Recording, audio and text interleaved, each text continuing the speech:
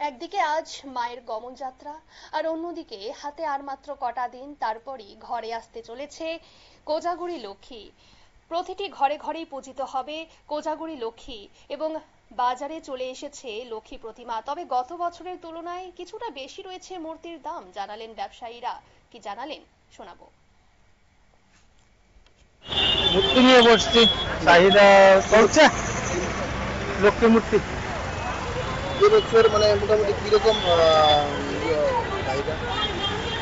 মোটামুটি চাহিদা ভালোই। দোকান কিরকম আছে? দোকান আছে 100 পরে আছে দোকান।